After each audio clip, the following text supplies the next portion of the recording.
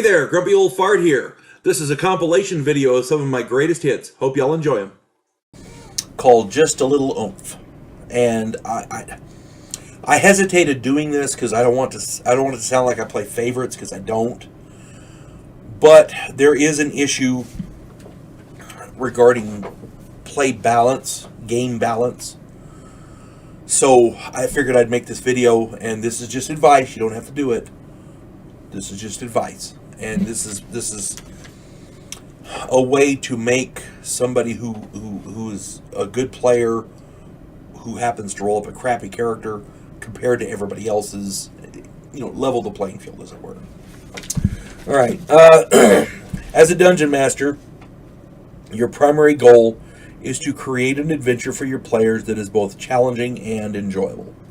If your players are not having fun, you have failed. That is the ultimate standard of your game. If your players are having fun, you're a success. Period. Before I begin, you have to be very careful not to show favoritism in your game. And this can be construed as favoritism in depending on how you look at it, but sometimes it's necessary. And I'm not saying you have to do this, but sometimes let me get on with the video, and I think you'll understand. One of the most frustrating things that you can endure is for one of your players to have to run a character that, for whatever reason, is not as capable as the other player characters in your game. If you have 5 players, for example, and 4 of them are, badasses, and one of them is, it makes it difficult to run the game. And the reason it does, if you gear the game for the rest of the player characters, that one character is virtually useless, and they spend the entire game hiding. If you gear the game for that one PC, the rest of them are bored. Somewhere in the middle, there's a theoretical sweet spot where everyone is challenged, every character is useful, and the monsters are not over or underpowered. And the problem is that finding that theoretical sweet spot is, oh my god, ridiculous and insanely difficult. It is really hard to find that sweet spot. New players who are forced to play a crappy character will lose interest, and the game needs players. What I propose is to find a way to give that one character just a little oomph. Not nothing major, just a little oomph. Really good players don't need this oomph. A really good player can play a deaf, dumb, and blind paraplegic and end up ruling the world. I know people who can do that. Unfortunately, that these players are not a dime a dozen, and they usually end up as the dungeon master. So, and I'm not tooting my own horn, I'm just saying the better players end up as dungeon masters. They do. That means you need to find a way to make a thief a little sneakier, a fighter a little more, Conan-like, a wizard a little more survivable, or a cleric a little more divinely favored. This usually means something along the lines of a well-placed magic item for that one player character to find. The item needs to be usable only by that character. That way there will be no inclination to give it to someone else. Now, the alternative is to have them make another character. If that is not an option, your choices are pretty limited. There are players who make a character, oh, I really love the way I did this character, but he's underpowered, and he didn't want to make a new character, so, For example, your choices are few, but that little oomph can come in the form of other things. For example, fighters that are less Rocky, Sylvester Stallone's Rocky and more Tim Conway's Lefty. could probably use some magic armor, a magic weapon, or maybe something to bolster their strength. Gauntlets of ogre power, or maybe if they're really crappy, a girdle of giant strength. That kind of thing. What I like about the girdle of giant strength, and I'm doing a video on that, by the way. The gauntlets of ogre strength raise their strength to 18 double odd. Girdles of giant strength are from 19 to 24, so that's kind of a variable one. You can put a minor one in there and raise their strength to where they're a fighter, a reasonable fighter, without giving them something really overboard. This allows you to adjust the item based on the level of the player characters. Wizards can use a wand or an item of protection or some other appropriately powered item. Clerics can use an item with built-in healing, curing spells, or maybe an item or weapon sanctified by their deity. Just something, Thieves can use items that enhance their stealth or allow them to climb better or open locks better, or find traps better. Boots or a cloak of Elvenkind, for example, are probably a little overpowered. One of the most prized possessions I can think of for a thief would be a ring of invisibility, because as long as they can move silently, nobody can see them.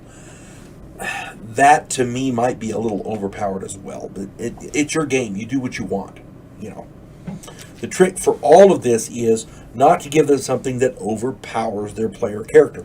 All you want is to give that PC a little bit of a boost to level the playing field. And it's easy to go overboard. It really is. I've done it before by accident. It is hard to do this, judge the level of this. And this is not about playing favorites. This is about leveling the playing field so that newer players aren't discouraged and they can still have some fun. Because a guy with a strength of 1895, he really doesn't need anything. A fighter with a strength of 12, yeah, he needs something. I'm just saying. In any role-playing game, there's a lot taken on faith. The players have faith that the game master, dungeon master, storyteller, whatever it's called, the person running the game, won't kill off their characters needlessly or on a whim or on some damn full power trip. You never know. I've seen DMs do that. But the dungeon master has faith that the players won't fudge numbers, change details on their character sheet, or conveniently forget to subtract items consumed during the course of play. I did a video recently, forgetful much, that kind of thing. It's dealing with, arrows and food and things like that.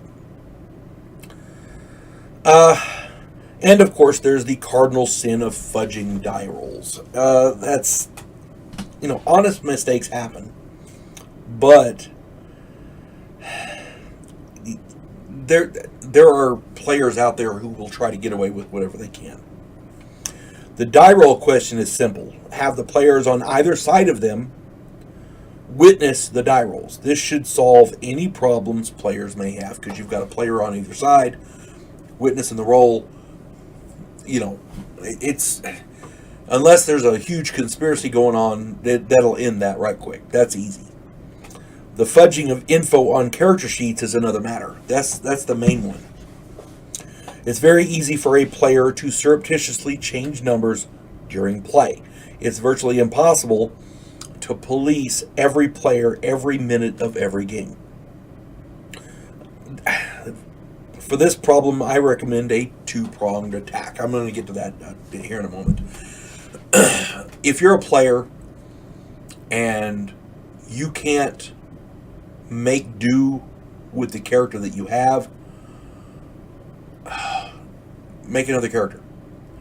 If you want this character to succeed, play better. If you have bad die rolls, live with it. It's a game. The only thing cheating does is lessen the enjoyment for the other players. Because it is a team game. You're all on the same side. Okay? Now, we're going to get to this two-pronged attack here. First, as a dungeon master, you have to keep a page for each player. Make notes during gameplay regarding how many arrows they shoot, the how much damage they take or how much healing they get, from the clerics or whatever.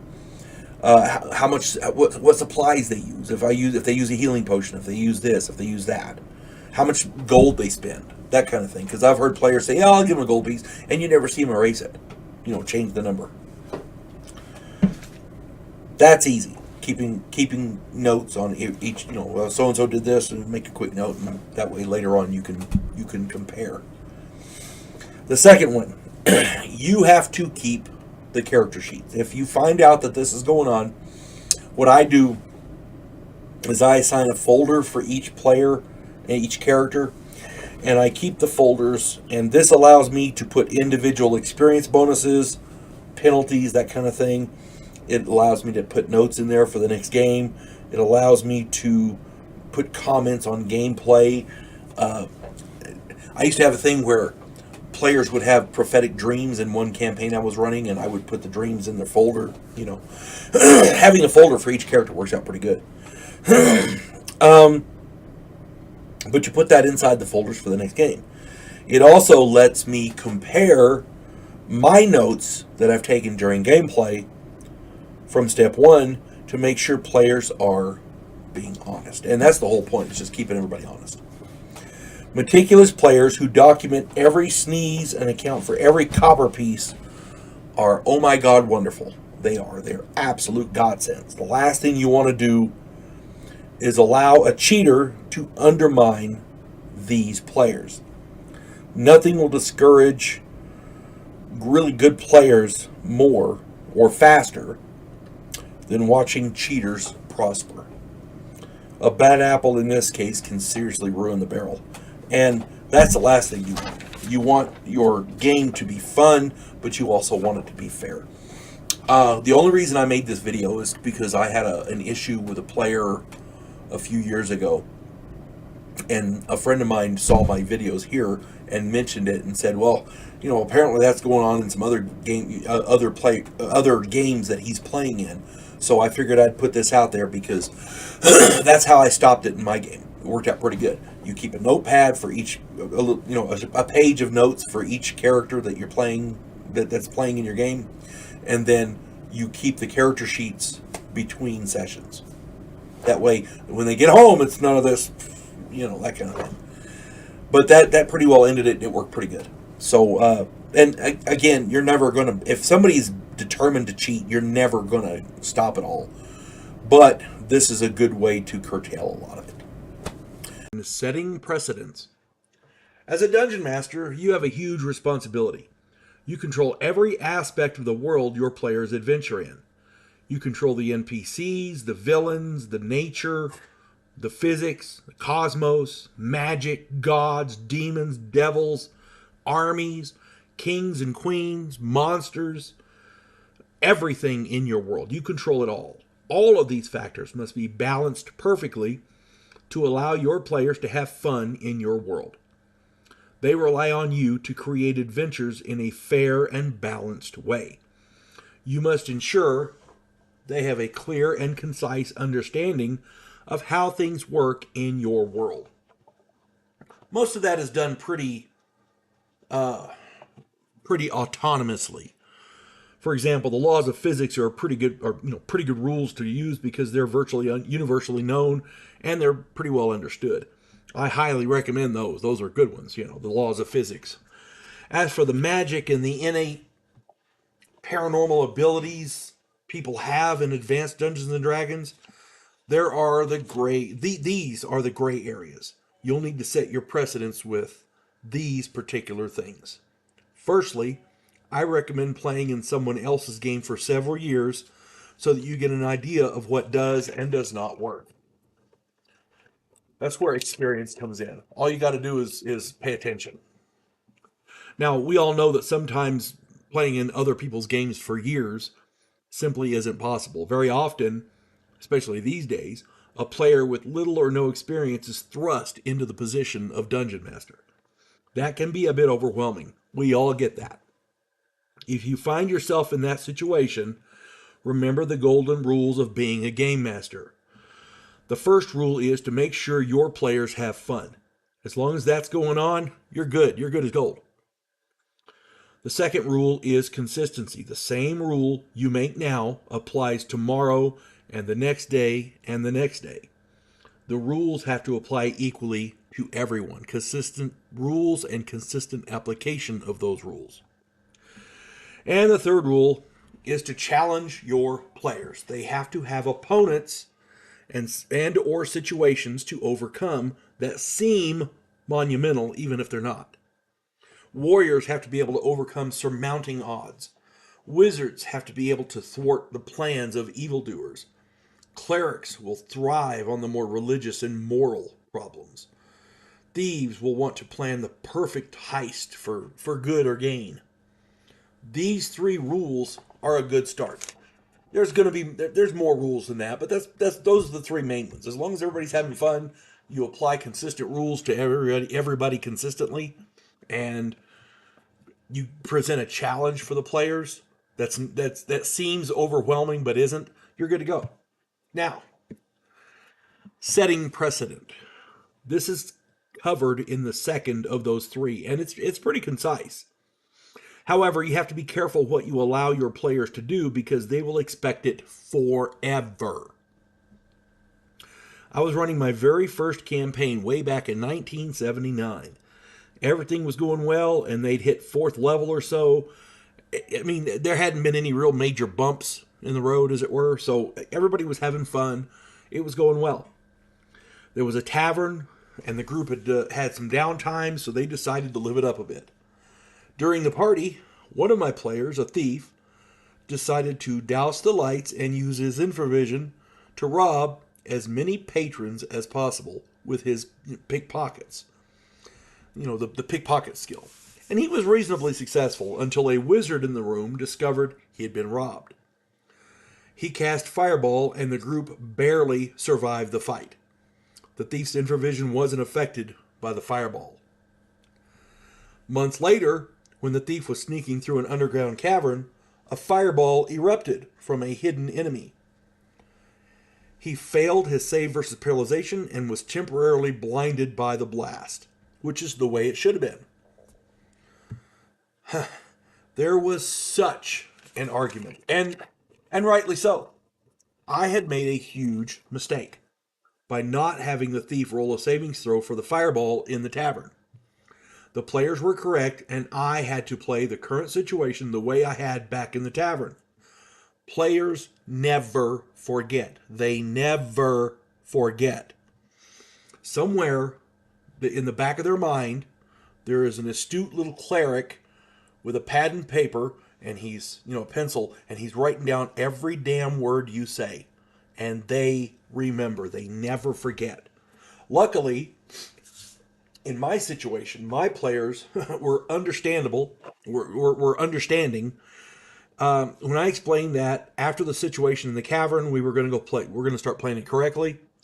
They understood, and all was well. They accepted it, and we went on. Okay. The vast majority of players will probably not be so understanding. So here's the moral of the story. Be careful what rules you set. Whatever rules you set now will have to remain in effect throughout your game. If you try to change rules in midstream, your players will see it, and some of them may not be so accommodating. That's the consistency aspect in play. We all make mistakes. We all do. I do, you do, everybody does. We all make mistakes. The trick is to recover well and try not to, make so many of them in the future. You got to get better every time, okay? Remember, you may be stuck with the rules you make, so make them good rules. That's all I'm saying. As a dungeon master, you have tons of ways to challenge your players. The whole purpose of the dungeon master is to create an adventure that's challenging and exciting and fun for the players. Remember, the first rule of being a dungeon master is to make sure your players are having fun. If they are having fun and enjoying the game, you have succeeded. Many players simply want to kill and plunder their way through the game, and if that's what they want, cool. The best players want a challenge. This creates more enjoyment for you as well as for them. Challenging your player characters without overpowering them can be difficult in Advanced Dungeons & Dragons. There are many things to consider when you're talking about what monsters to run against them. The first thing you have to consider is the monster's hit dice versus the player character's levels. You also have to consider the number of player characters versus the number of the monsters. For example, you can put a number of smaller monsters against. Like if you have 4 8th level characters, for example, you can put a bunch of 5th and 6th hit die, 5 and 6 hit die critters against them, but you have to outnumber the player characters. One thing a lot of dungeon masters overlook is the fact that if you're running a 0 level peon, an army of 0 level peons against player character fighters, the fighter class in the game, fighter types, get 1 attack per level versus these 0 level peons. So if you have an 8th level fighter, can get 8 attacks against the 0 level peons, as I recall, something along those lines. So when you're running 0 level peons, make sure you're bringing a lot. That's all I'm saying. But the point about monsters is you have to compare their hit dice versus the level of the player characters. You also have to consider the different abilities, and you have to consider the numbers on each side. If the hit dice of the monster is smaller, you need to run more of them. You have to consider the damage per attack that the monsters do versus the player character's hit point totals. If you have a number of player characters and they've all been rolling fairly crappy on their hit points, you don't want a monster that's going to kill them outright. You want to challenge them, but you don't want to just butcher them, So keep that in mind. You also have to consider the monster's armor class versus the player character's attack capabilities.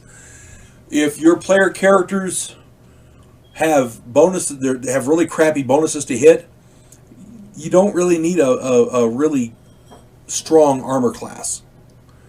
2 or 3 probably will work, depending on what bonuses the player characters have. I hesitate to run a monster with an armor class of 0 against anything lower than 4th level, unless you have really exceedingly powerful low level characters, because that can happen too. But like I said, it's a judgment call on the dungeon master. You want to challenge them. You don't want to overpower them. You also have to consider the monster abilities versus the player character's defenses. Some monsters, like for example, I did a video on the gibbering mauler. That thing can be nasty because of its gibbering ability to confuse. Player characters who are stunned just stand there. They're considered prone, which means they're easy to hit. You see what I'm saying? Monster abilities versus player characters' defenses. All that needs to be taken into effect. A monster that can take away the player's abilities to defend themselves, yeah, that's pretty nasty. I did a video on a shadow dragon. Go check that one out. That one's nasty. That one is nasty. Its breath weapon really, really weakens characters. So just keep that in mind. Monster defenses, you have to consider the monster's defenses versus the player character's attacks. You don't want to overpower the players, but you also don't want to put wimpy monsters up against them, because the monsters die quickly, the players don't have any fun. You see what I'm saying? If you want to challenge your players, you need to challenge the players. If your monsters can't defend themselves against whatever item the player characters have, it's not going to be fun. It's a cakewalk. You also have to consider your player characters. Are they effective players?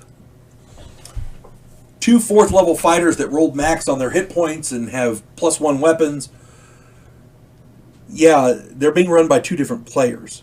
The players are different. Not all players are the same.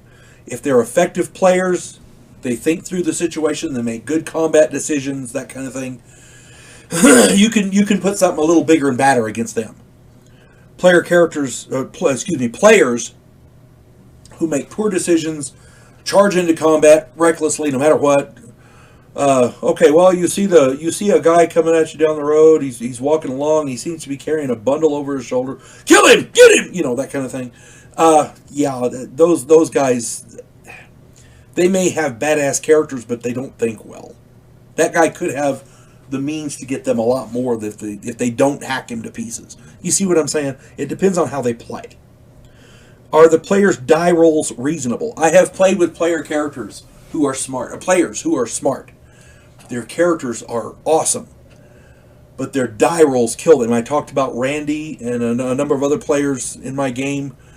I have seen players fumble 5 times in a row, and it's just bad luck. I mean, again, how lucky are they? You can only do so much.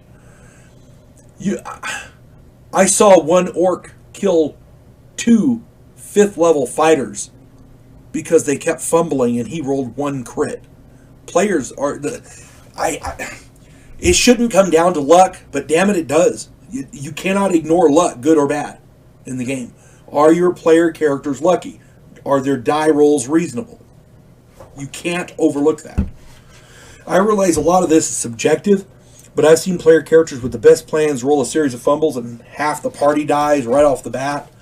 I've seen ancient huge red dragons killed in 1 round by lucky player characters with successive crits.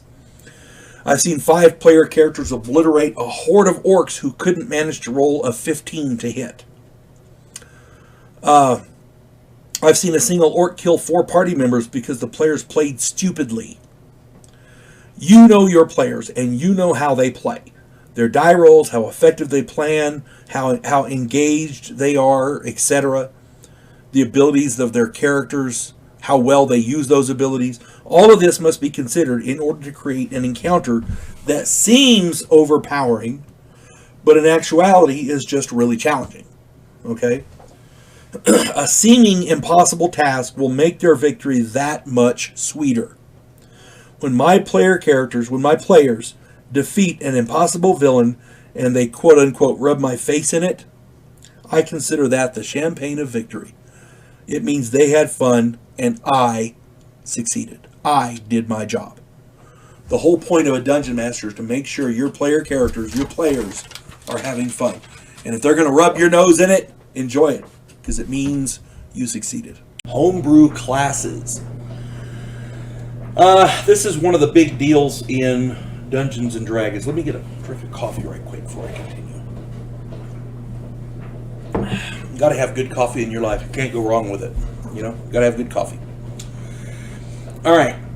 No matter how many classes you have in your game, with all of their potential variations and all of the different weapon proficiencies and specialties, at some point one of your players will want something different. It's nothing against your game or you as a dungeon master. It's the nature of the beast. Human beings always want something different, something more. This includes all of the new classes put forth in the various magazines.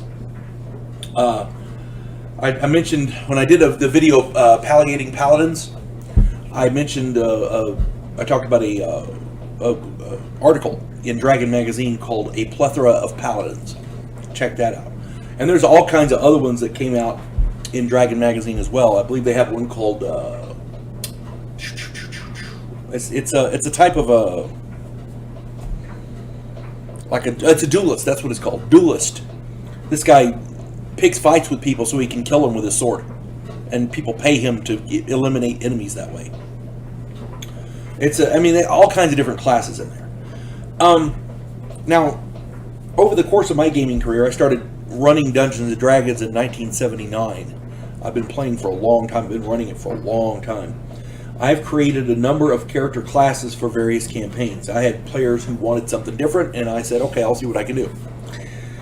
I have run a lot of different campaigns in the past. Most of them were pretty short. One ran for 14 years. The one that ran for 14 years, I'm going to use this one as an example. I had 3 different players who wanted different character classes. One guy had seen some movie about gladiators. He wanted to run a gladiator class, so I created one for him. One guy was enamored with the James Bond movie Live and Let Die, so I created for him the Hungan class. And another guy was enamored with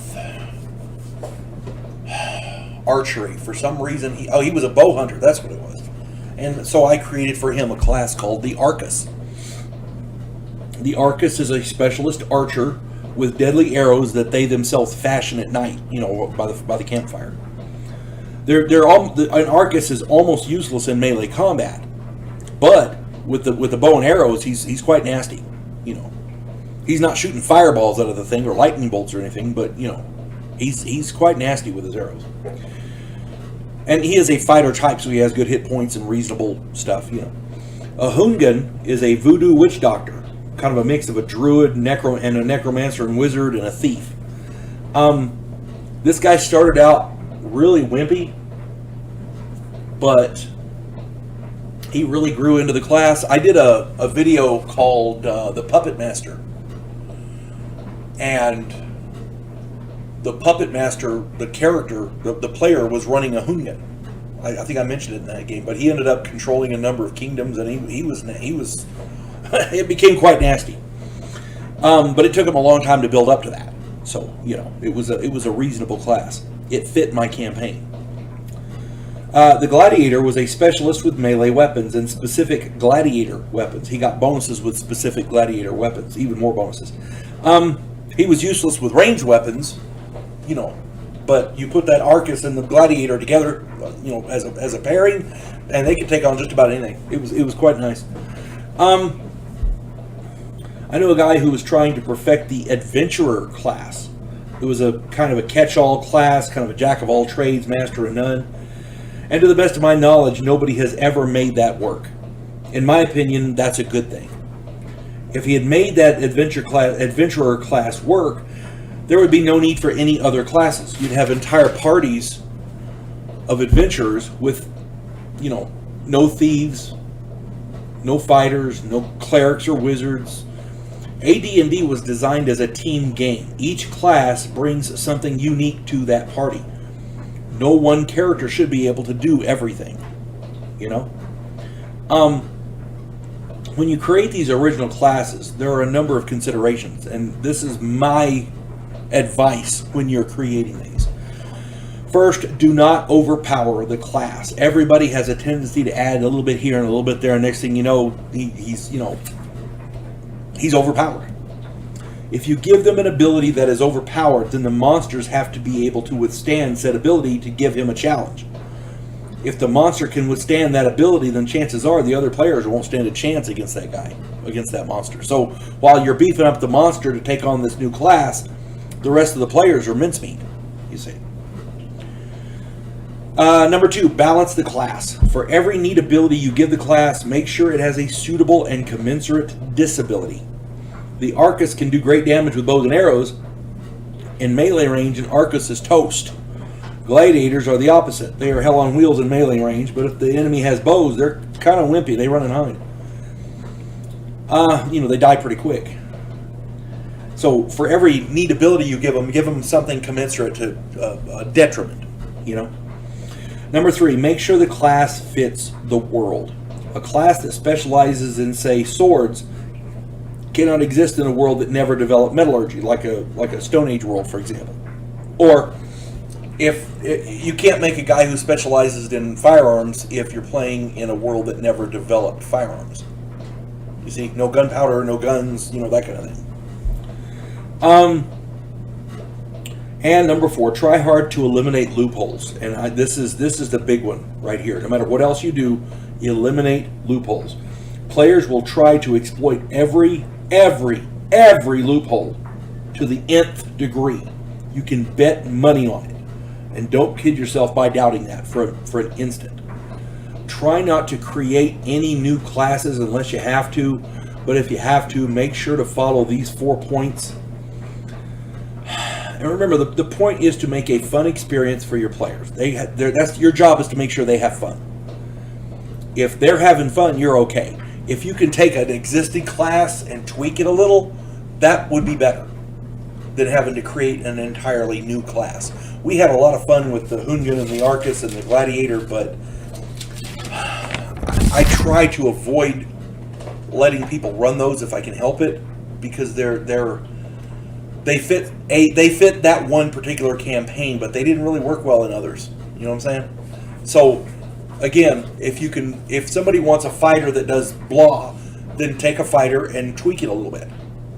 Don't make an entirely new class for that. You see what I'm saying?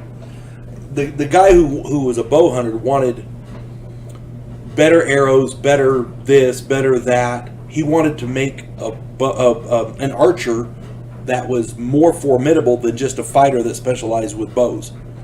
So I made it that. Guy also had absolutely no melee combat ability. So, that's how that worked out. Other Dungeon Master's optional rules. I started playing Advanced Dungeons & Dragons back in the 70s, and I started running it in 1979. In all that time, I have played with a number of other Dungeon Masters.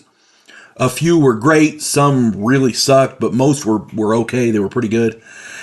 Regardless of where they fall in those three categories, almost every Dungeon Master I've played with has opted to use rules unique to their game. And I'm not talking about, using... some of them allowed them to use, muskets, gunpowder, arquebuy, that kind of thing. Some allowed what I call wild style, which was, you started out as a god and worked your way up. It was crazy. For the most part, these Dungeon Masters confined such unique options to the character generation, and that's what I'm going to stick with today. How you run your game is not as important as the optional rules you use to create the characters. It's been said that there's no wrong way to play Dungeons and Dragons, and I really believe that. If your players are having fun and you're running a game that everybody enjoys, hey, knock yourself out. Okay? What I'm talking about here is unique options for character generation. Here we go. One Dungeon Master allowed every player character to automatically have 118 and roll for the rest. And that makes for more heroic characters, I guess. I'm not a big fan of that, but hey, one Dungeon Master allowed each player an automatic magic item as an inheritance, I guess. I don't like that myself, but magic should be very rare. If Uncle Bob died in battle or whatever, and you recovered him and his body and his stuff, chances are back in those days you'd bury the items with him, the stuff he really liked. And a magic weapon, that was very common to bury weapons with them. That being said, some were passed down. I'm not saying they weren't, but to me that gives players too much of an advantage. That's just my opinion. I think player characters need to stand on their own 2 feet. One Dungeon Master allowed every player character 5 extra points to assign to their stats as desired, with 18 being the max. And that allows a little more flexibility. I don't do that, but I'm okay with it if somebody wants to. One Dungeon Master allowed players to adjust the stats on their character on a 1-for-2 basis. 1 point raised in one stat for 2 points taken from other stats. So if I wanted a high strength, I could add 1 to my strength and subtract 1 from intelligence and charisma. And if I wanted to add another 1 to strength, I'd take 1 from, wisdom and dexterity or whatever. You see what I'm saying? You can, I don't know why you would, but you can. That was what this guy allowed. Some Dungeon Masters restrict the classes and alignments available to their players. Some restrict the deities or the races. One particularly sexist and homophobic Dungeon Master that I recall required dudes to play men and girls to play women, and nobody could play gay or bisexual characters. Yeah, that dude was, he was a little out there. I prefer player characters to design their own characters. Players to design their own characters. That's what I like. And if somebody wants to play a gay character, knock yourself out. I'm not gonna complain about it. One Dungeon Master created a table of what he called quirks, and had each player roll on that table. These were personality or physical oddities of which their character was afflicted. Some were fairly benign, some were ridiculously crippling, Some were actually beneficial. It was fair because you rolled randomly, and they were just as many good things as bad things, and a lot of them were just neutral or just different, you know. A character could randomly end up claustrophobic, rich, poor, insane, a vegetarian, ambidextrous, an animal lover, or, you know, homosexual. It was all in good fun and was intended to make the characters more interesting. He was an excellent dungeon master, and his games were outstanding. I played in his game a number of times. I never got anything really crippling, but some of them were a little weird. Different to play, I'll just say that. One dungeon master required every player character to be related. You know, brother, sister, cousin, that kind of thing. This seemed to me like a clumsy way to get the player characters to meet. That's just my opinion. I mean, I suppose it gets the player characters to want to adventure together, to protect each other, and that's cool, but seems a bit like a chintzy way to do that. Another dungeon master required each player to run 2 characters in case one died. That one got a bit hectic. As for me, I allowed players to roll 4d6 for each stat and drop 1 of the die numbers. However, when the Unearthed Arcana came out, I started using the method in the back of that book. But now keep in mind, no matter what rules you decide to use, all the non-player characters use the exact same rules, the exact same methods. I restricted alignments only in so much as no evils and no chaotic neutrals. It's hard to get evil player characters to want to save the world. You know, it's hard to get evil characters to work together. That's the only reason for that. But we still had player arguments and things like that, so it didn't stop it. It just made it a lot easier on me as a dungeon master. As a dungeon master, you have a lot of stuff to keep track of. There's a lot of moving parts, and if you can eliminate one entire category of problems with one simple rule, amen. But don't just be careful what you do, because you can't go overboard with it. Other than the alignment restrictions, I prefer to let the players design and play the characters that they make. That's enough surprises for me. I didn't have anything else to go with that. So one thing I've learned running games for over 40, almost 45 years is that if you give good players a chance to think, they will find ways to destroy your campaign, derail your villains' plans, and eliminate your monsters post-haste. All a good player needs is a chance to think. One of the best ways to keep your players distracted is to keep them worried about something else. Like how the monsters they run into have the ability to kill them outright, regardless of level or tricks or abilities. You know, player character abilities. Dungeon masters, whenever I've seen this time and time again, dungeon masters, when they're trying to figure out what monsters to put against their players, they tend to look at hit dice, armor class, hit points, and damage ratings. And all those are important, I agree. I tend to look at the abilities of the critter and how quickly they can eliminate player characters. You take out 1 or 2 player characters quickly, and the player's focus tends to shift off of the big picture. Trust me, it works. If one of their biggest, baddest characters gets killed outright, they're not thinking about, oh, we got to go stop this bad guy over here. They're talking about, holy shit, this guy just killed so-and-so. What are we going to do?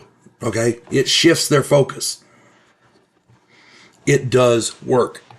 And for those of you who think a savings throw is a crappy thing to rely on, I have a story for you.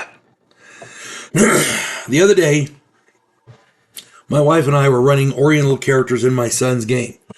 I was running an Oriental Barbarian. My wife was running a Wu Jin.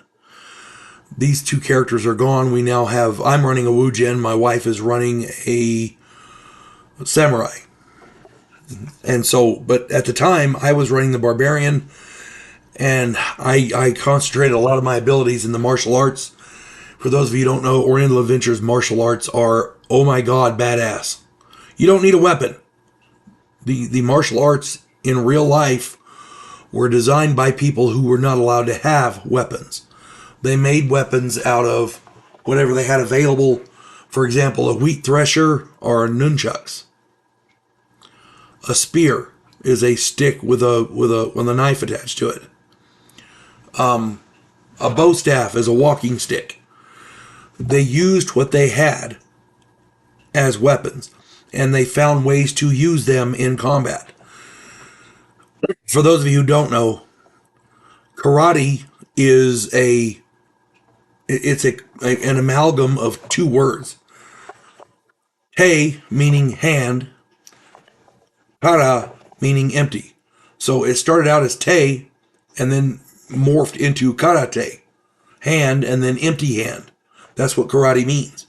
It's designed for peasants to use when the government won't allow them to have weapons. It's that simple. Now, my barbarian was a badass with martial arts. I rolled an exceptionally high strength, and I was kicking the crap out of his bad guys.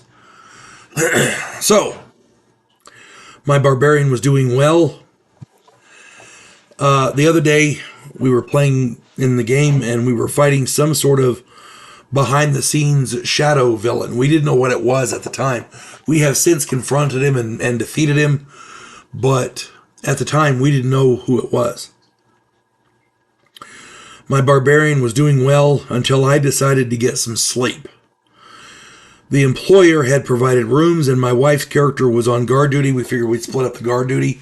I know, stupid, never split the party, but that was what we had decided. There's only two of us playing, so, you know. I was getting some sleep while the wife slept. We couldn't, the employer felt he couldn't trust his guards, so, you know, there we go.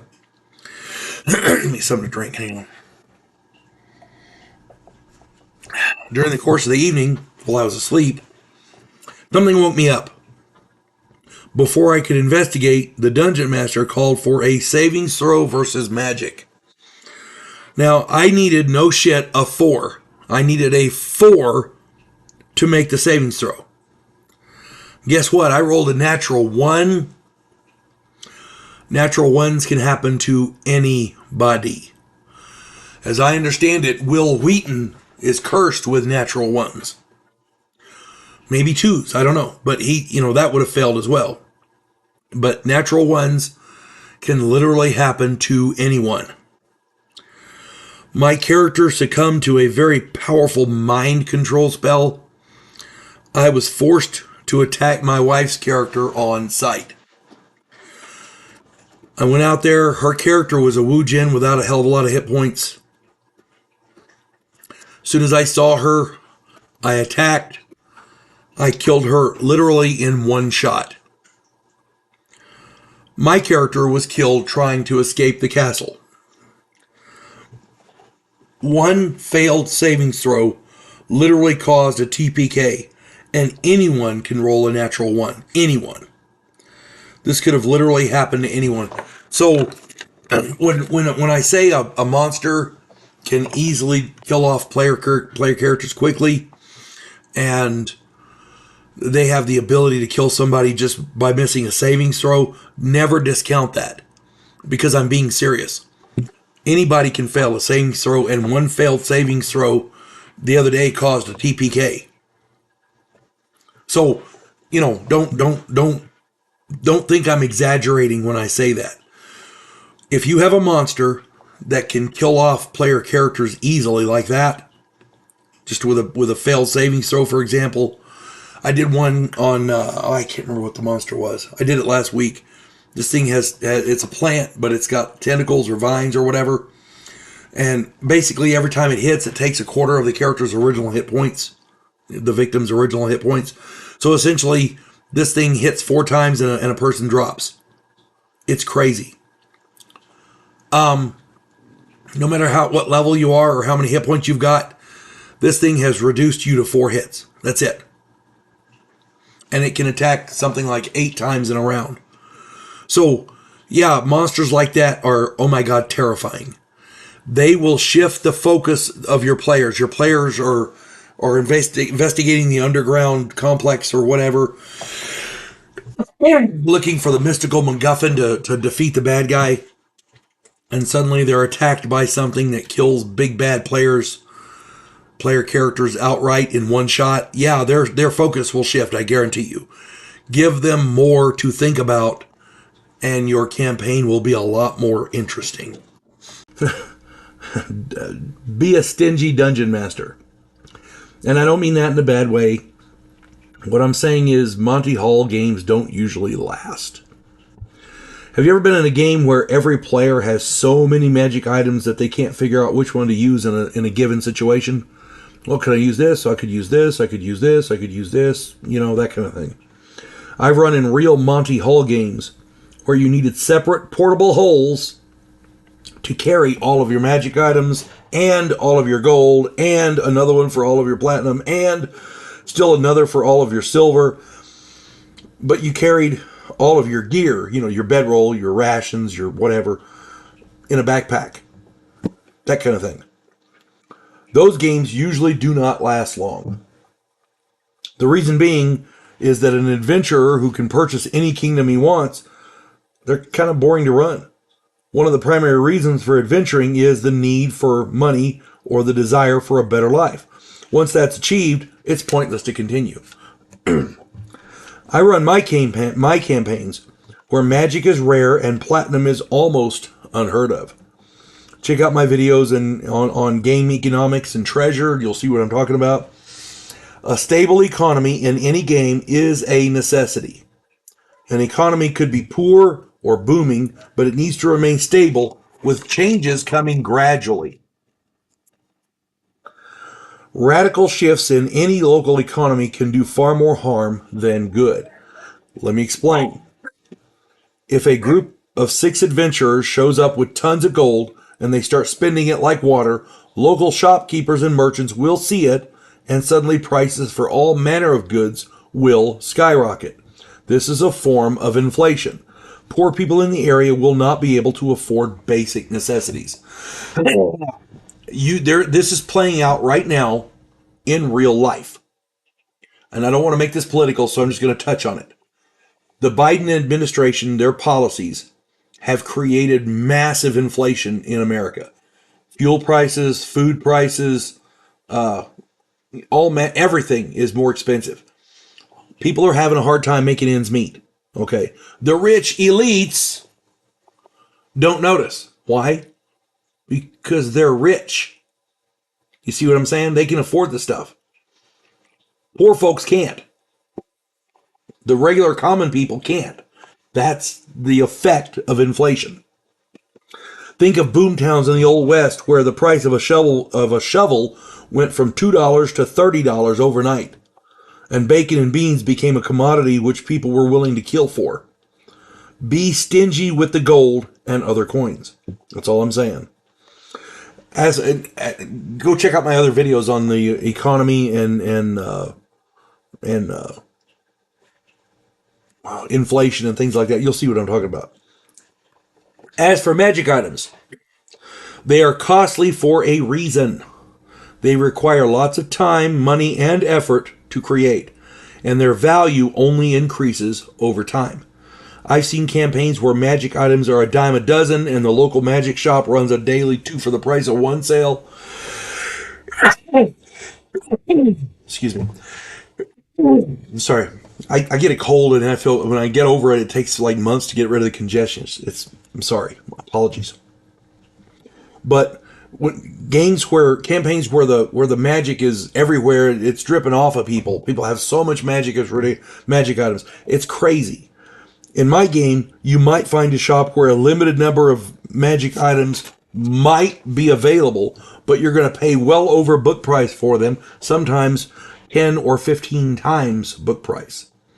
If a down-on-his-luck mercenary is living in a gutter begging for food, and he's armed with a +3 sword and a +2 dagger, he's an idiot and deserves to be a beggar. Selling off that +2 dagger will feed, clothe, and house him for years. Believe it or not, I ran into such a beggar once in a campaign, and the dungeon master couldn't figure out why the situation was ludicrous. In my campaigns, 95% of the world's inhabitants have never even seen a magic item, much less own one. Of the 5% who have, the vast majority do not own one. Of the ones who do, they are minor items which have been acquired either on a battlefield or as a boon from a wealthy or well-connected patron. possibly a lord or some familial connection. Most magic items are the minor variety, okay, because they're easier to create. There will be relatively more abundant. That being said, no magic item should ever be in abundance. Maybe healing potions, maybe, and that's only if you're a soft-hearted dungeon master. Regardless, if a non-player character owns any magic item, you need to have a backstory as to how they acquired it, especially if non-player character is middle class or lower. A military commander with a magic sword or armor can be believable if he's like a high ranking officer or comes from a wealthy family or something like that. I can see. What all of this means is that if a group of player characters has more wealth than they can carry, remember gold and silver weighs a lot, or has more than one or two magic items each, they are, oh my god, rich. They need to be worrying about investments and purchasing property rather than exploring ruins. Player characters who are anxious to go find gold and adventure are far less likely to refuse jobs. Basically, if you keep them hungry, they will be more willing to accept any job you throw at them. Remember, the average peasant earns about a silver piece a day. Okay? If every run-of-the-mill encounter benefits the player characters with wagon loads of gold and so many magic items that they roll for who gets to pick first, and they get multiple picks, then A, the dungeon master is a money hole, and B, the player characters will retire very soon. Replacing such player characters, because, if a player retires a character, they will want to make a new one to play in your game. Replacing such player characters can be difficult because it's hard to work them into the existing campaign. And I cannot stress that enough. I put this in another video where dungeon masters are loath to kill off player characters because it interferes with the existing campaign. It's more they have to keep track of. They have to now get this new player into the game with a motive and a reason to be there. You know what I'm saying? And all the other stuff that goes with it.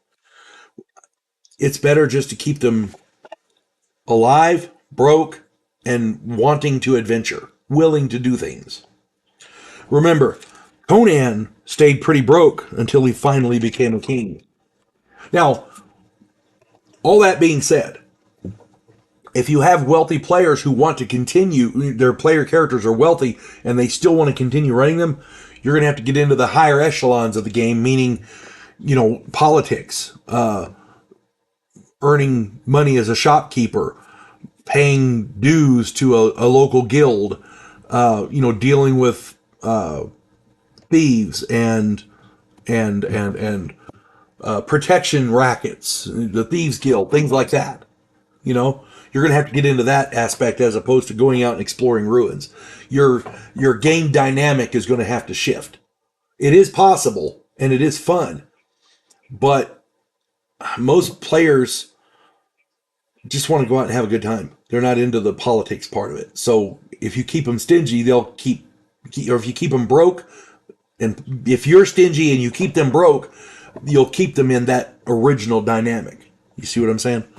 That's my advice. Again, I'm just trying to give you experience, the benefit of my years of experience, and I'm not saying you have to play it this way. You can feel free to use, abuse, ignore, or rewrite all of my advice, and I'm okay with it. The whole point is to make sure everybody has fun. Monsters, I'm calling this intelligent monsters, because you can't run every monster the same way. They're not all ugh kill. One of the things a dungeon master often overlooks is the intelligence of the various monsters that they run against their players. Whenever I do monster videos on my channels, I try to emphasize the intelligence level of those monsters to exemplify the tactics and strategies those monsters should use. A wolf, which is a semi-intelligent, which is roughly equal to 2 to 4 intelligence, wants to eat, and they will use basic pack tactics to drag prey down. By contrast, a beholder's intelligence is exceptional, which is roughly equal to a 15-16 intelligence. Yeah, they can plan ahead. They can do ambushes, things like that. But, L type ambush type formations, that kind of thing. The chart in the advanced Dungeons and Dragons, you have to play a beholder differently than you play a wolf. That's my point. The chart in the advanced Dungeons and Dragons monster manual on page 6 makes it very easy to determine the intelligence level of the various monsters. 0 is a non-intelligent creature. That would be like a pudding or whatever. 1 is basic animal intelligence. 2 to 4 is semi-intelligent, which was like that wolf. 5 to 7 is low intelligence. 8 to 10 is average human intelligence. 11 to 12 is very intelligent. 13 to 14 is highly intelligent. 15 to 16 is exceptional. 17 to 18 is a genius. 19 to 20 is a super genius. 21 plus, godlike intelligence. You have to play the critter according to its intelligence level. You can't, there's very, very few stupid beholders. Most dragons are pretty damn smart. That's all I'm saying. There might be other factors. I read I want to say it was one of the Dragonlance books. Might have been Lord of the Rings, where they had an old dragon that was half crazy and on on the downslope, as it were. So play the creature accordingly. But most dragons are pretty damn smart. To further give you a frame of reference, in order to become a wizard, a player character must have a minimum intelligence of 9. Unless a specific race is restricted from becoming a wizard, for example, dwarves, they can't be wizards. It is possible for any other race, as long as there's no specific restriction, for them to study magic as long as they meet the other requirements to allow them to cast spells. For example, they have to be able to do Semitic gestures, that kind of thing. They can be wizards. Intelligent creatures can study magic as long as the creature's backstory permits it. Any intelligent creature, low intelligence or better, can find religion. If they meet the requirements in wisdom, they can become clerics. Intelligent beings can learn to use magic items. If they can use them, they can collect them.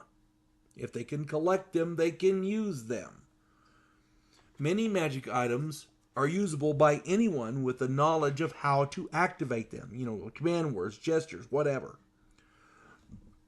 Monsters who are intelligent can self-modify.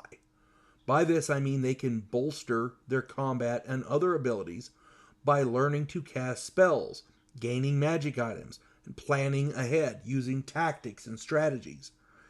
They can use advanced tactics, they can set ambushes, they can reason out strategies on how to best tackle specific enemies with regards to abilities and items those enemies may have. Furthermore, they can beef up their minions likewise. I'll give you an example.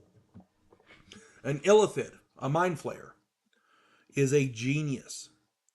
He dominates a wizard and learns the secrets of magic. Okay? The wizard won't be able to cast spells, but he can surely teach the guy how to use spells. He takes the wizard's spell books before he kills him, of course, to study. Over time, and in league with other powerful evil wizards, he learns enough to become an 8th level wizard. Along the way, he acquires a ring of wizardry, which doubles the number of 1st and 2nd level spells that he can cast. He destroys several parties of player characters or adventurers, acquiring multiple suits of armor and magic weapons, along with a few wands and other items. He then employs a tribe of goblins and uses these excess magic items to beef up their best fighters. He's not just a normal mind flayer now with psionics. He's got magic, and he's got magic wands and a ring that doubles some of his power. It makes him more powerful. Plus, he's got a bunch of minions that work for him, and he's given them magic items. You see how that works? This guy's a genius. He can do that. The goblins aren't that bright, but they know that magic gear is better than the stuff they have, so they're, hell yeah, we'll work for this guy. He's going to make us better. We'll get more stuff. The point I'm getting at with all this is, if you play a monster according to their intelligence, You can throw curveballs at your players. You can make it's not just the same old mind flayer or the same old dragon or the same old pack of goblins. You see what I'm saying? They can be better. Now, that being said, you got to be careful doing this. Use some common sense, use some good judgment, because you don't want to overpower your players. You want to give them a good fight that challenges them. You want them to have fun. But if your bad guys are stomping them into the ground, you don't really need much, much beefing up. But this is a good way to throw some curves at your players so they don't always run, oh no, look out, it's another dragon. It's another pack of orcs. You see what I'm saying? Beef them up. Make things different. Throw some curveballs at them. Newbies. One of the things many of my friends keep asking me is, as dungeon masters, how I handle newbies in my game. Now, newbies, first, a definition of the term newbie. A newbie is a person who has never played any tabletop role-playing game before. This is their very first time playing any tabletop role-playing game. So, these fresh new players require very special handling. You have to be open and honest about what's going on and what is expected of them, and what to expect from the game. Tabletop role-playing games are not video games. I've lost count of the number of people over the years who showed up at a friend's request thinking that it's a video game. And when they sit down to start to make up a character, they're confused. Tabletop role-playing games are what we did before video games existed. Let me start that one over. Tabletop role-playing games are what we did before video games existed. Explain to them that they need to get involved to help build the story. They're part of the story. They're not just watching as it occurs. It's not a movie. It's not a video game. They actually build the story as it goes. What they do impacts the story. That's the important difference. There's an old tradition that many of us advanced Dungeons and Dragons dungeon masters practice. It's called first dice. A brand new newbie in your game must be given a complete set of dice. A D20, a D12, 2 D10s, a D8, a D6, and a D4. Traditionally, these are supposed to be magic and ensure that they roll well. Of course, it rarely works, but the tradition holds. Even if they never return to play again, these dice are theirs forever. As a dungeon master, you always want to have extra dice in case the newbie shows up. As for the game itself, I wouldn't recommend giving away your prize dice, but, a set of dice, that's important. As for the game itself, it is rare that a newbie can acclimate to an existing campaign for 5th level or higher players. It's rare, but there are some players who can jump in and learn OJT style, but again, those are few and far between. If I have a newbie wanting to join the game and it's a higher level game like that, I always try to run a side adventure where the newbie and a select few players can start at first level and have a good time. That way, the newbie doesn't feel like he's being thrown to the wolves. Once the newbie knows the ropes and knows what's expected of him, understands how to play, how to get involved, then we can make him or her a character of appropriate level to join the campaign. The newbie will know what to do and what to expect, and other players won't steamroll the new players or take advantage. Most gamers don't do that. You do get some who will. So just be, word of the wise. Newbies must be encouraged to participate. I've lost count of the number of newbies over the years who show up. They sit back out of confusion, shyness, or just plain lack of understanding. These newbies get bored or frustrated and rarely return to play again. Other players must accept them and include them in the game. Any ideas they come up with should be given reasonable consideration without being, ridiculed or ignored. Remember, this is their first time. They don't understand what's going on. You gotta. I'm not saying, pamper them, but definitely don't throw them to the wolves. That's all I'm saying. Lastly, the choice of character class is important. As a dungeon master, it falls to you to tactfully suggest a character class that you feel the newbie can handle. I would avoid multi-class characters with newbies. That just adds to the confusion. Once they get acclimated and they know what's going on, then if they want to do a multi-class, that's on them. Basic fighters are generally a good choice. They are capable, they don't have a lot of abilities to keep track of, and they're usually in the thick of the action, which is what you want for a new player. Clerics are my second choice. They have good fighting abilities and good defense with, because they can wear armor, they can use weapons, as well as healing spells. If the newbie is capable, in your opinion, of handling the religious aspects, as well as the spell components if you use them, then this may be a good choice. My very first character ever was a cleric. Thieves are my third go-to choice because of their thieving abilities and illegal underworld activities and contacts. They may be a bit complex for a new character. I had one player, when he found out that thieves were part of the game, he insisted on playing a thief, a thief subclass, and he wouldn't run anything else for a long time. And he did it well. I was impressed. This guy had a grasp of the underworld in our modern world, and it translated into the game. And the man was brilliant. He still is. As far as I know, he still plays. Wizards would be my very last choice because they are the hardest to run.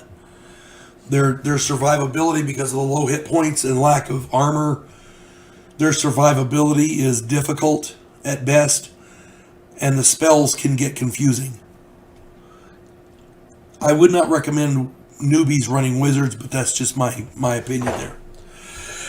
I'm sure that there are some newbies who can't handle it. It's just, they're very, very rare. Once the newbie grasps the basics, they can branch out and try different classes. Be sure to explain this to them. You're not picking on them. You're not saying this is what you have to run. You're saying this is what I recommend you run until you learn how to play and get the grasp of what's going on. Then you can play whatever you want. But start out with this because it's kind of a basic class. And like I said, fighters to me is the easiest one to run. If they want to try a wizard right out of the gate, let them. Just be sure to explain to them how hard wizards are to run. Explain to them how the spells work. Explain to them, let them hold the book in their hand and read the spells so they understand what they do. Using a wizard at first level as a newbie, they're going to do a lot of running and hiding. That's all I'm saying. Using these guidelines, it should be an easy matter to incorporate newbies into your game and ensure that they have fun and return to play for years to come. Younger players. This advice works for every tabletop role-playing game, not just Advanced Dungeons and Dragons. In any game you run, there's going to be younger people, age 10 to 16, who want to play. Actually, I should say 10 to 18, who want to play. This is normal and is to be expected. If you're running a fun game, they will want to play. It's the nature of the beast. Somebody's little brother or little sister wants to play because it's fun. They want to play. A number of quick tips. First, make sure you have their parents' permission. The older brother or the older sister ain't going to get it done. You got to have the parents' permission. Talk to them in person yourself. Show them the game materials and explain your game to them. Tell them about your villain and the monsters the player characters will face. Most parents will be okay with it, but some may object. The parents or guardians are the ultimate decision makers. If they say no, then the kid cannot play, period. I've had people lie to me over the years, over the phone, so you got to talk to them in person. If the kid persists, tell them the parents are the ones in charge and they said no. Some kids will beg and plead, but you must be firm. Some kids will lie and say the parent or guardian changed their mind. Check with the parents. Some kids will want to play so bad they will want you to go behind the parents' back. This is a huge, huge red flag. You should never, ever, ever do this. If you do, you are not only being a piece of shit, but you are also breaking the law. Do not do it. I don't care if you think the parents don't understand what the game's about, or if you think they're being stupid. The parents are the guardians of that child. Do not ever go behind their back. Okay? When you have younger players, 10 to 18, keep the game PG. Omit anything that could remotely be considered sexual in any way. Violence towards monsters and other bad guys is okay, but don't let it get too graphic. Try to keep it lighthearted and not too serious. You literally have to change. Sometimes you'll have to change the way you run your game for these younger players.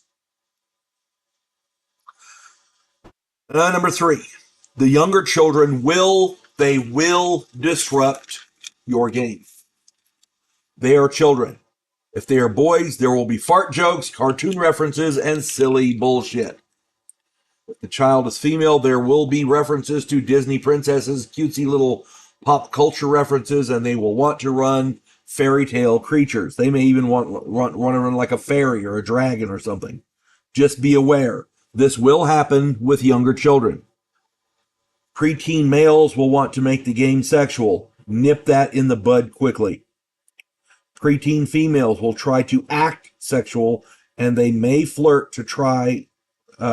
to flirt with other players. Nip that in the bud quickly as well.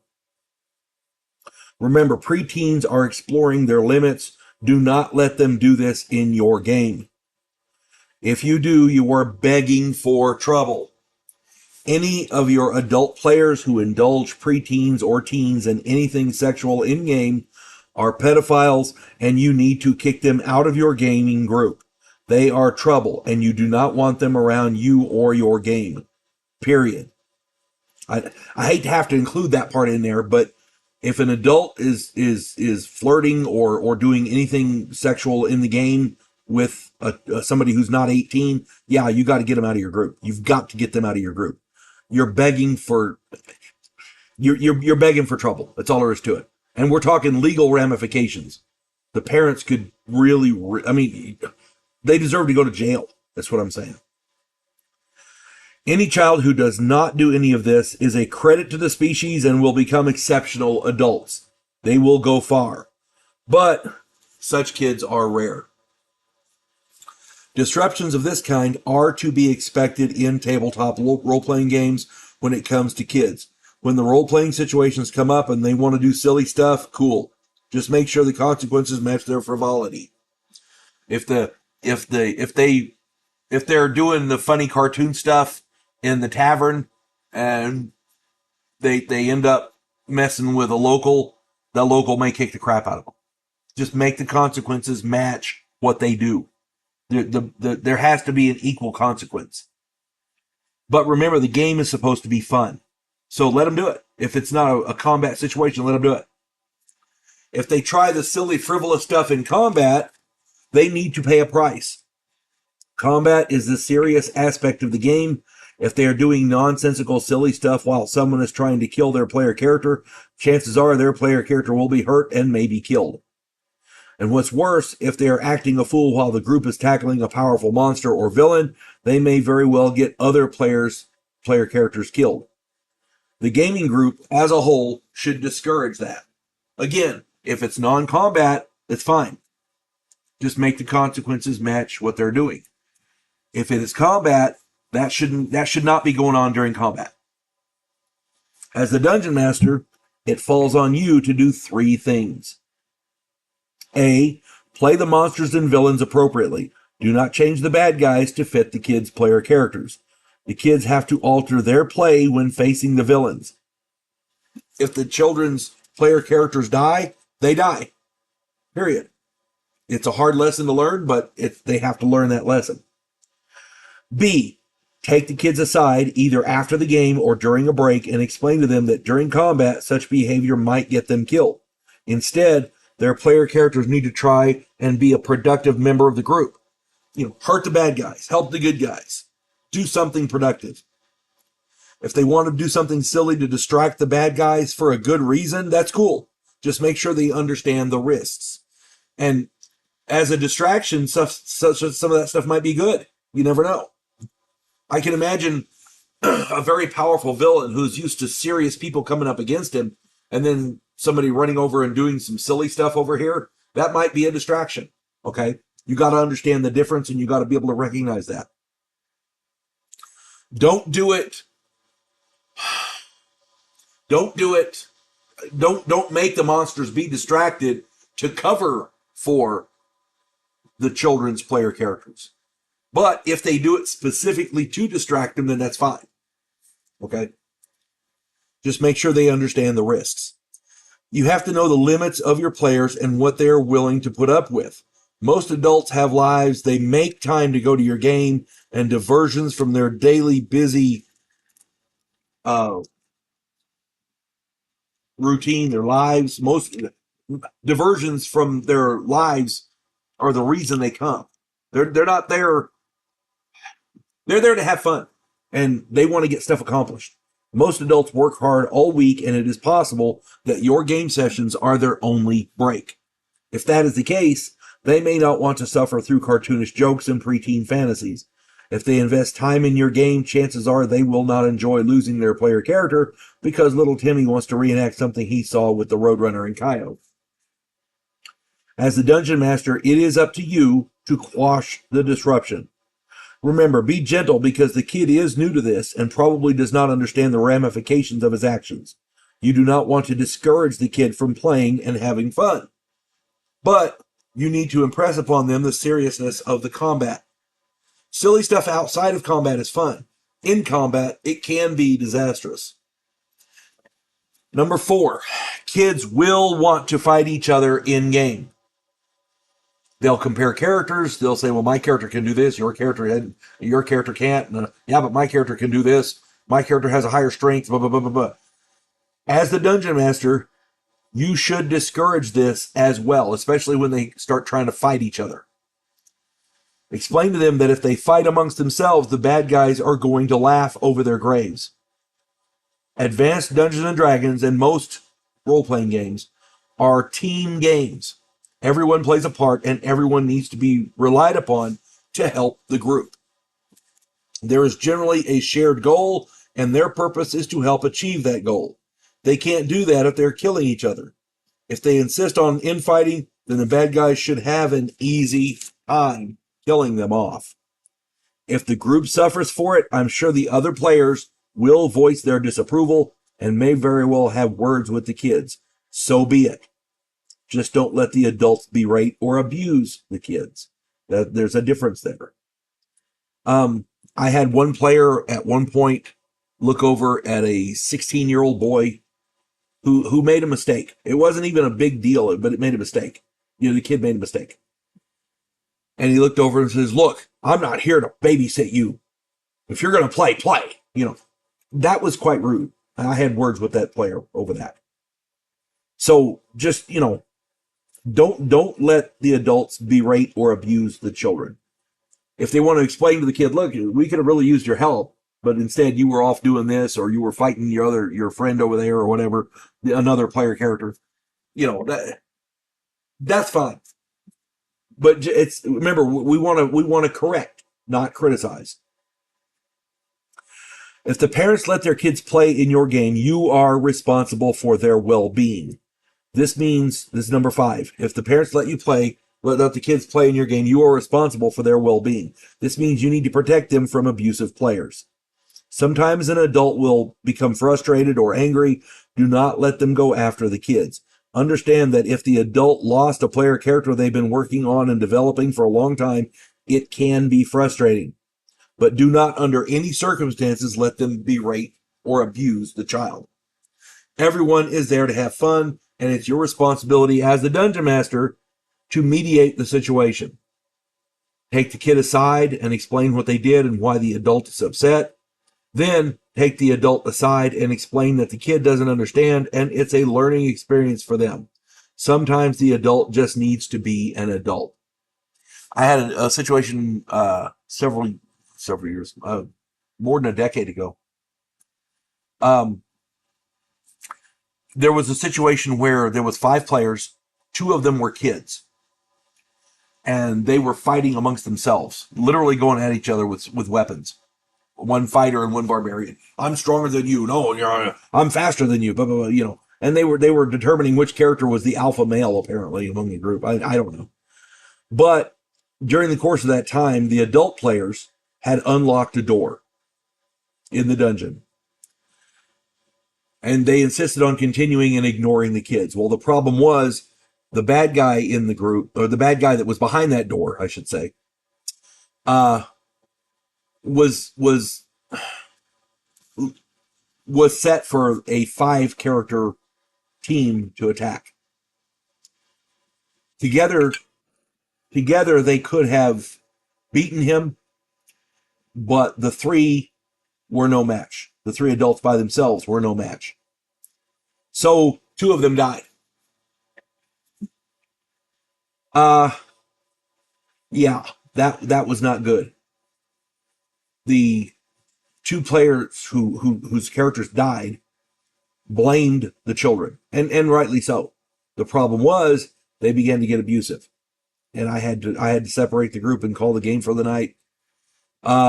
I took the adults aside and I explained what the situation was, and they were allowed. I let them make up characters very, very similar to the 2 that died, and they were okay with it because they were allowed a lot of the same magic items and things like that because it really wasn't their fault. You see what I'm saying? Later on, when I was giving the 2 kids the ride home, I explained to them what they did wrong. After that, their play changed and everything was better. It was a bad situation. It should never have happened, but the kids made up for it later. You see what I'm saying? And after that, the group was fine. Sometimes if you see an event like that happening, as soon as the door opens, you say, okay, stop right there. We're going to stop right now. We're going to stop the game. We're going to take a break. And then you pull the kids aside and you explain what's going on. That's probably what I should have done. Explain to the kids what's going on.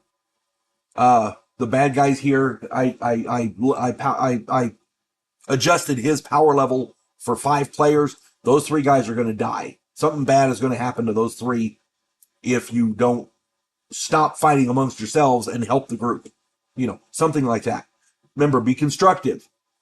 Be kind, because they were new to the game. These kids are new to the game, and we want quality players. Okay. After that, they come back. Then you continue the game. If they continue to do it, then that's on them. You can't do much about it. You got to pick up the pieces afterwards, like I did in the first part of that. But sometimes you just have to do that. You have to stop the game and do what you do. As far as